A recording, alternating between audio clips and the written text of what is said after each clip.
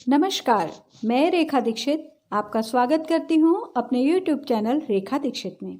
आइए आज सुनते हैं अध्याय 29। राजा पृथु ने कहा, हे नारद जी, आपने कलह से जिस प्रकार मुक्ति पाई यह सारी कथा हमको सुनाई है, मैंने भली प्रकार सुनी है। हे देव ऋषि, यह काम उन 2 नदियों के प्रभाव से हुआ था। कृपा करके मुझे यह बताने की कृपा कीजिए। कृष्णा नदी साक्षात भगवान श्री कृष्ण जी महाराज का शरीर और बेणी नामक नदी भगवान शंकर का शरीर है। इन दोनों नदियों के संगम का महात्म्य श्री ब्रह्मा जी भी वर्णन करने में असमर्थ हैं। फिर भी चूंकि आपने पूछा है, अतः मैं आपको इनकी उत्पत्ति का वृत्तांत सुनाऊंगा। ध्यान से सुनो। साक्षात मनवंतर के आरंभ में श्री ब्रह्मा जी ने सहाय पर्वत के शिखर पर यज्ञ करने का निश्चय किया। वह सब देवताओं, भगवान विष्णु और शंकर जी यज्ञ की सामग्री लेकर उस पर्वत के शिखर पर गए। तब महर्षि भृगु आदि ऋषियों ने ब्रह्म मुहूर्त में उन्हें दीक्षा देने का विचार किया। उसके बाद उन्होंने श्री ब्रह्मा जी की पत्नी त्वरा को बुलवा भेजा। वह बड़ी आहिस्ता से आ रही थी। इसी बीच में भृगु जी ने विष्णु जी से पूछा, हे प्रभु, आपने त्वरा को शीघ्रता से बुलाया था, वह क्यों नहीं आई? ब्रह्म मुहूर्त टल गया। इस पर भगवान विष्णु ने कहा, यदि त्वरा यथा समय यहाँ पर न आई तो आप गायत्री को ही स्त्री मानकर दीक्षा विधान कर दीजिएगा। क्या गायत्री पुण्य कर्म में ब्रह्मा जी की स्त्री नहीं हो सकती?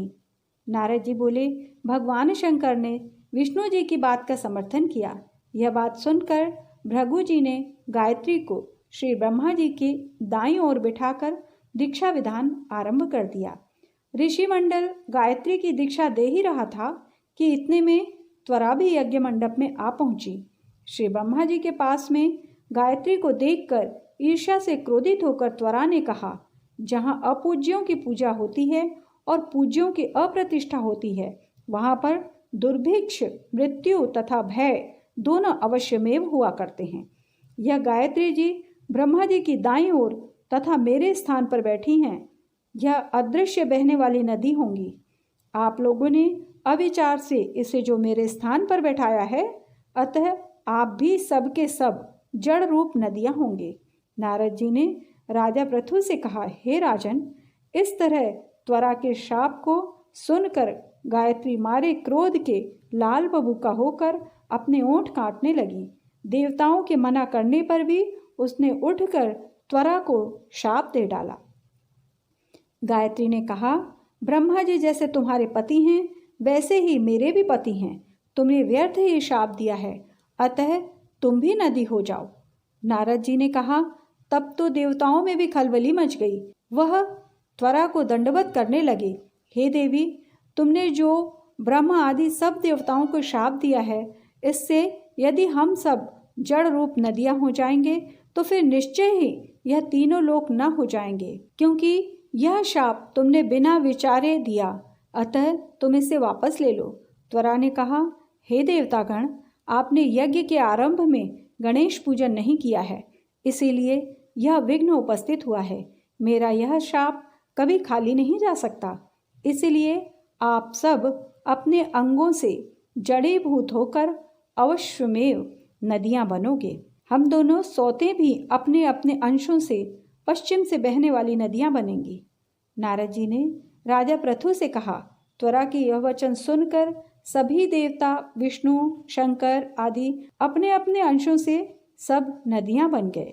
भगवान विष्णु के अंश से कृष्णा, भगवान शंकर के अंश से वेणी तथा श्री ब्रह्मा के अंश से ककुदमवती नाम वाली नदियां उत्पन्न हो गईं। सभी देवताओं ने अपने अंशों को जड़ बनाकर वहीं सह पर्वत पर फेंक दिया। फिर उन लोगों के अंश अलग अलग नदियों के रूप में बहने लगे।